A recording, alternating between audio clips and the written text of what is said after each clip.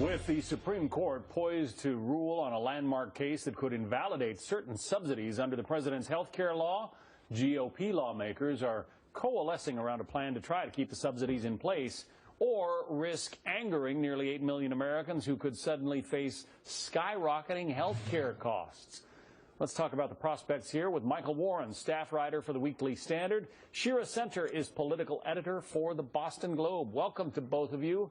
Michael, to you first. We call it Obamacare. It's the president's signature law. Why are Republicans so worried about what happens if the Supreme Court rules? Well, that's a cruel, right. That's a cruel irony of politics. You know, no Republican in Congress voted for Obamacare. This is the president's signature issue, as you say, and yet, if the Supreme Court rules that these subsidies need to be rewritten or written out entirely because the law isn't written constitutionally, that's a real problem politically for Republicans because unfortunately for them, they're in control of Congress. And this will go right back to Congress.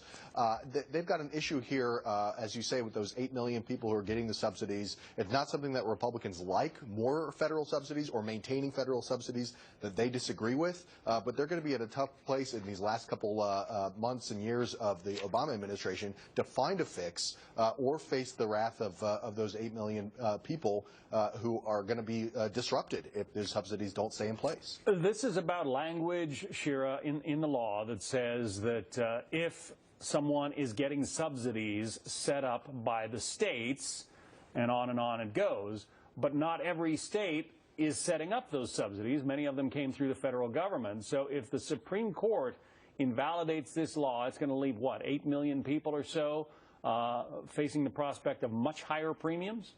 Exactly. It's going to leave people in 36 states who did not set up these state exchanges.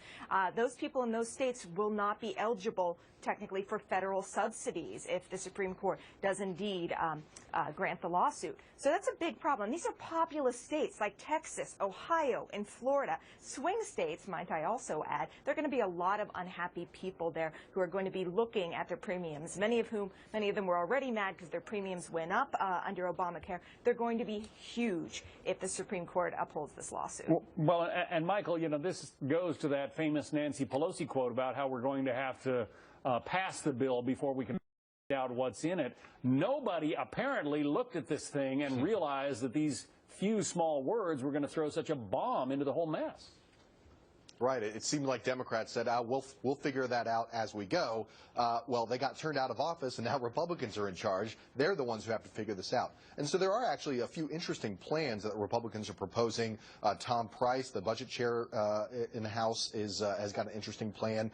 Orrin Hatch and Fred Upton, Senate and House, also have plans. I'm kind of intrigued politically by Ron Johnson's plan in the Senate, where he says, all right, let's extend the subsidies, something conservatives aren't really thrilled about, but also let's tie the president's hands and get him to undo, as part of this deal, the employer and individual mandate. I think that would be a huge trade-off for Republicans who don't like this law to be able to fix some of the market problems, which are really the bigger problems with this, and then sort of deal with the subsidy issue in the next administration, which they hope will be a Republican one. Michael Warren and Shira Center. Sorry, we've had some breaking news this morning. Shira, I owe you another question the next time. Thank you both. Thank you. Thanks, John. Well, Washington Post reporter going